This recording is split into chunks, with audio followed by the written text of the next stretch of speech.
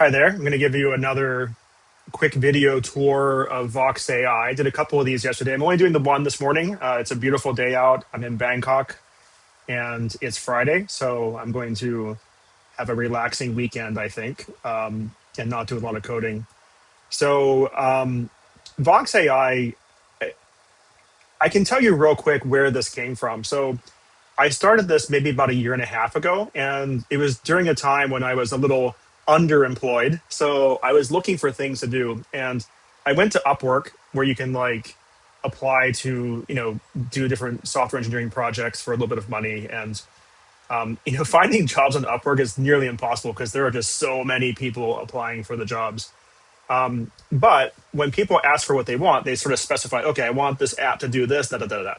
And there was an app someone was asking for. They wanted to have a Mac app where you can record text and then you can have an LLM, and they actually wanted Grok in particular, sort of rephrase the text. And I applied for it, didn't get an answer.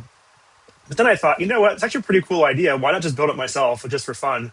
So I did that, and about a year ago, I wrote the app real quick, and it's a native Mac app in Swift. It uses speech recognition framework to detect what you're saying. And it just simply did it knew what app you were in, let's say email app or messages or Slack. And it would just sort of format the message based on what app you were in. So sort of context aware. So I started revising it a few weeks ago, and I expanded the context awareness to multiple apps. So not just like email or messages or things like that, but also terminal in any IDE if you're a coder. So, for example, if you're in terminal, it'll know, okay, this person's asking for commands that are terminal commands. So instead of typing in the example I gave yesterday was mkdir, you could just say make directory or create directory. And the LLM knows you're trying to do a terminal command. So it finds the appropriate terminal command. And I'm really excited about the code editor stuff.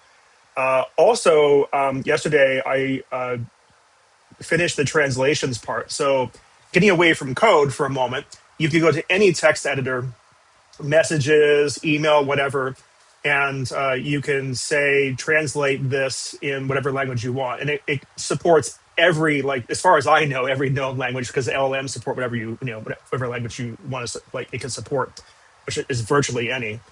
So that works quite well. And you can either select text and say, okay, translate this, or you can say, translate this, and then just start speaking. And it'll just automatically, whatever you're dictating, it will translate that. That can work with a cloud LLM. It could also work with, if you want to use your Apple Intelligence, or if you have another on-device LLM through Olama, like DeepSeek, for example, it can use that. Okay, so super excited about this app. And the thing about stuff I'm building lately, I only want to build tools that I actually want to use. And I am super into on-device AI, where you're not using a cloud provider. That's a really big deal for me. And I'm finding as I'm developing Vox AI, I'm now using it every day. I really like it a lot. So that's why I think it's a really encouraging app. So this is the last demo I'm doing this week, but you can see I have it running here. And just to remind you, if you've not seen the videos yet, you can use any of these LLMs. Two of these are on device, so Apple Intelligence and Olama. And then you can choose whatever you have installed and running. You can choose any of those, okay? I'm going to use Apple Intelligence. It's actually, I think, so far in my experience, it's the fastest one. And it has pretty good results. I think you do get, with code, sometimes better answers with DeepSeek.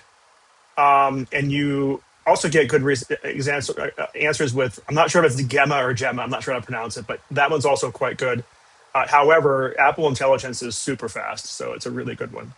And what I want to show you today is this. So I was thinking about security issues and people sending code to cloud providers. A lot of companies are really paranoid about their employees using cloud LLMs because their code could possibly be used for, training, for machine learning. And what can happen is if you're not careful, you can end up sending in stuff like this. So here I have an anonymous key directly in my code. Now, I made this up, by the way, so this won't go anywhere. But also, I have a hard coded URL. Now, in theory, you shouldn't have this here anyways, right? Because if you're committing to GitHub, like, you wouldn't have these like secrets in your code.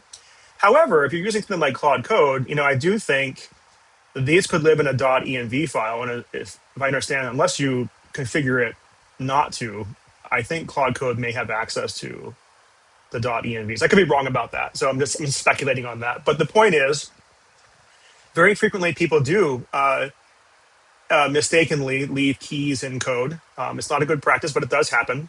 So I want to show you a security feature that I've built into this app. So I'm going to select this text, and I'm going to ask Vox AI to explain this code. Explain this code. So we'll give Apple Intelligence a moment to process this. Okay, and now we get an explanation of what this code is doing, okay? And we could ask it to help rewrite whatever. We can have a little conversation with the chat bot. That's fine. Now, that's great. Now, Apple Intelligence, like Olama, is on-device LLM. So this code that we just selected and sent to the LLM, it didn't go anywhere. It stayed on our device. However, if you have a cloud LLM, so I'm going to choose Grok, because I do have the API key configured for Grok. And if we send this same request to Grok, and I want to show you, you don't have to speak, by the way. There's another key command you can use, control function, where you can actually type your command, okay? So if you're in a place where you don't feel like speaking, you can also type. Explain this code. Okay, right away, we've detected that there are secrets, potentially secrets. We believe there are secrets, and also hard-coded URLs in this code. And because we were trying to send it to one of the cloud providers, we get this warning, okay? And then the user can say, okay, send anyways if they're like really confident, or they can hit cancel.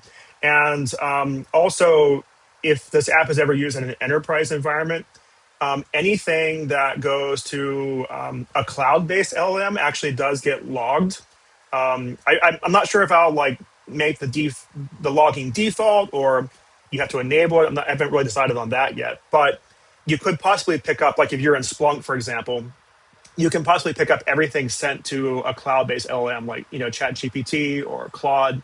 And this way, if you need to do a security audit of actually what the cloud-hosted LLMs received from your employees, you could use this for that. Okay, so I think it's a really good feature, and I'll keep working on it. I don't know when it'll be released. I'm going to try and push really hard so it's not too long, like maybe a week or two. But yeah, I'm definitely making a lot of progress. Okay, and it's good seeing you, and have a good weekend.